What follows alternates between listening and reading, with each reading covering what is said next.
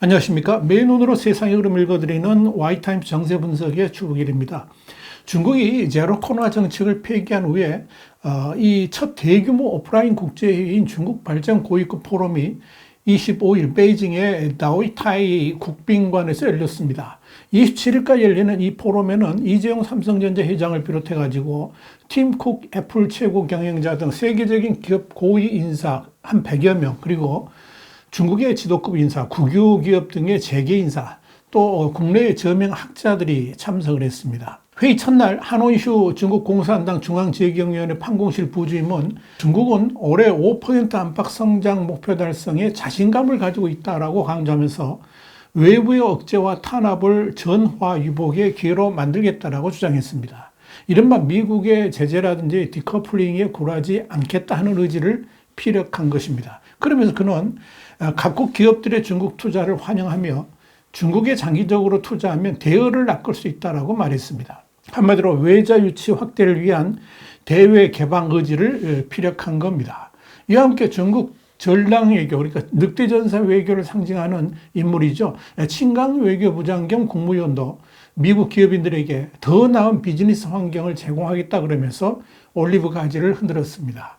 친강 부장은 25일 중국을 방문한 미국 재계 인사 등과의 회동한 자리에서 중국은 높은 수준의 대외 개방을 계속 추진하고 있고 개방의 대문은 갈수록 커질 것이라 그러면서 중국 경제 사회는 이미 재시동 버튼을 눌렀고 강한 회복을 막고 있다라고 부연했습니다. 그런데 친강 부장은 하지만 아쉽게도 아직 중미 관계는 꽃샘추위가 매섭다 그러면서 미국이 제로섬 사고를 벌이고 수단을 가리지 않고 중국을 억제 탄압하는 것을 중단하고 중미 관계가 현재의 어려움을 극복하고 건전하고 안정적인 궤도로 돌아가도록 중국과 함께 추동하기 희망한다, 이렇게 부연했습니다.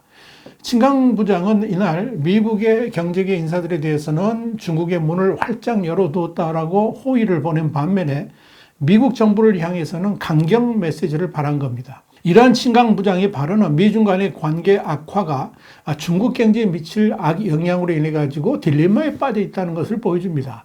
미중 관계가 나빠지게 되면 곧바로 미국 경제계 역시 영향을 받을 수밖에 없고, 그렇게 되면 중국 경제 회복에도 치명적 영향을 줄 수 있기 때문에 그런 겁니다. 친 부장은 지난 7일 내신 기자회견에서 만약 미국 측이 브레이크를 밟지 않고 잘못된 길을 따라 폭주하면 아무리 많은 가드레일이 있어도 탈선과 정복을 막을 수가 없고 필연적으로 충돌과 대항에 빠져들 것이라 그랬습니다. 그러면서 그 재앙적인 결과를 누가 책임질 것인가, 그러면서 나를 세운 바 있습니다. 이 중국 정부 당국의 이런 의욕적인 전망 제시도 불구하고 실제 올해 중국 경제는 상당히 어려운 국면에 처할 것으로 예측이 됐습니다. 중국 가계의 저축이 늘었지만 이 초과 저축이 올해 소비로 빠르게 전환되기는 어려울 것이다, 이런 전망이 나온 겁니다. KB금융지주 경영연구소가 26일 공개한 중국 가계 초과저축의 소비전환 가능성 점검이라는 제목의 보고서를 통해서 2020년, 2022년 코로나 팬데믹 기간 중국 가계의 저축률은 2019년보다 2에서 4%포인트 높아져서 축적된 중국 가계의 초과저축이 4조 위안에서 7조 4천억 위안 정도로 추정된다 그랬습니다. 그러면서 올해 중국의 리오프닝, 그러니까 경제활동 재개로 소비 활성화를 기대하고 있지만 초과저축이 온전하고 매우 빠르게 소비로 전환될 것으로 기대하기는 어렵다라고 분석을 했습니다. 이 보고서는 이어서 일부 가계가 팬데믹 기간 중에 소득 감소와 부동산 침체 등으로 손상된 가계 건전성을 회복하기 위해 저축을 더 늘리고 고용 여건과 가계 소득이 개선되지 않는 상황에서 신중한 소비 태도도 이어질 수 있다 그랬습니다. 그러면서 가구, 인테리어, 가전 같은 이 부동산 관련 품목 소비의 경우에 올해 주택 경기 부진이 이어져 팬데믹 이전 수준으로 회복하기는 어려울 것이다, 이렇게 판단을 했습니다. 아울러 중국 경제 회복의 글로벌 경제 영향은 제한적으로 예상되며 일부 전문가들은 중국 소비 회복이 2분기 고점을 찍은 뒤에 다시 둔화세로 접어들 것이라는 전망도 제시하고 있다고 덧붙였습니다. 자, 그런데요, 여러분, 주목할 건 이겁니다. 중국 경제가 이미 침체기에 접어들었다는 평가가 나온다는 점입니다. 자유아시아 방송 중국어판은 17일 리창 신임 총리가 중국 경제 회복을 강력하게 피력함에 따라서 중국인민은행은 자본 흐름을 촉진하기 위해서 이 금융기관에 대한 지급 준비율을 다시 인하하기로 했다 그랬습니다. 그러면서 그럼에도 불구하고 지금 중국 경제에 관련된 데이터들은 중국 경제가 이미 침체기에 돌입했으며 이를 지준율 인하만으로 돌파하기에는 역부족이라는 평가가 지배적이다 이렇게 보도했습니다.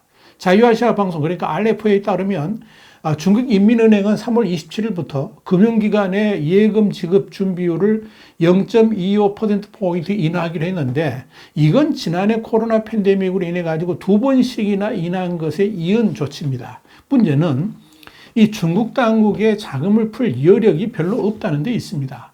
로이터 통신은 지난해 12월에 5천억 위안 규모의 장기 자금을 풀었으며 이번에도 대체로 예년과 같은 수준이 될 것이라고 추정을 했습니다. 그런데 이에 대해서 RFA는 중국 당국이 경기 부양, 특히 가장 심각한 상황에 빠져 있는 부동산 산업 부양을 위해서 겨우 5천억 위안 정도를 푼다 그러면 이는 은발의 오줌누기에 불과할 것이라고 평가했습니다.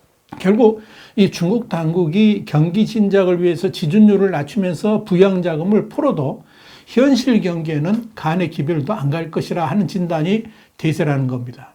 여기에 대해서 로이터 통신은 중국 정부가 문제의 원인을 잘못 진단하고 있다 그랬습니다. 그러면서 지금 중국의 문제는 자본 유동성 부족이 아니라 사실상 중국 정부에 대한 신뢰성 부족에서 기인한 것으로 이로 인해서 소비자 신뢰 및 투자 신뢰 부족으로 나타나는 것이다. 이렇게 꼬집었습니다. 로이터 통신은 심지어 리창 총리가 취임 기념 기자회견장에 나와서 이 경제 회복에 대해서 자신이 있다라고 말을 했는데 리창 총리는 아직까지도 현실을 너무나도 모르고 있다 그랬습니다. 그러면서 리창의 주장은 달걀을 얻기 위해 닭을 죽이는 꼴이다 이렇게 지적을 했습니다. 그런데 이런 중국 경제 상황을 반영이라도 하듯이 지난 17일 중국 재정부가 발표한 올해 첫 2달 동안의 재정 수입 및 지출 데이터를 보면 1월부터 2월까지 국가 일반 공공예산 수입은 4조 5,642억 위안으로 전년 동기 대비 1.2% 감소했습니다. 또 국세 수입은 3조 9,412억 위안으로 전년 동기 대비 3.4% 감소했습니다. 지출 면에서는 국가 일반 공공예산 지출이 4조 898억 위안으로 전년 동기 대비 7% 증가했고 부채 이자 상환은 전년 동기 대비 무려 27.3% 증가한 지출에서 높은 순위를 차지했습니다. 자, 이런 재정 상황은 지금 중국 정부의 경제 상황이 최악으로 가고 있고 이미 경기 침체에 들어섰다는 것을 보여줍니다. 더 심각한 문제는 이런 재정 적자라는 빨간불을 해결할 방도가 보이지 않는다는 데 있습니다. 국세 수입 측면에서 보면 상당히 큰 비중을 차지하는 소비세 및 인지세 같은 이런 지표가 눈에 띄게 악화되고 있고요. 특히 세금 수입의 상당 부분을 차지하는 토지 및 부동산 부분의 대대적 감소는 중국 경제 지표 전망을 암담하게 만들고 있습니다. RFA는 이와 관련해서 중국 정부의 재정 지출에서 부채이자 지급 비율이 급속하게 늘어나고 있다는 것은 심각한 것이라고 지적을 했습니다. 그러면서 현재 중국이 직면한 가장 큰 문제는 지방정부가 운영에 어려움을 겪을 때 정부 운영 비용도 지속적으로 증가하면서 지방정부를 지원해주지 못하는 것이다. 이렇게 분석을 했습니다.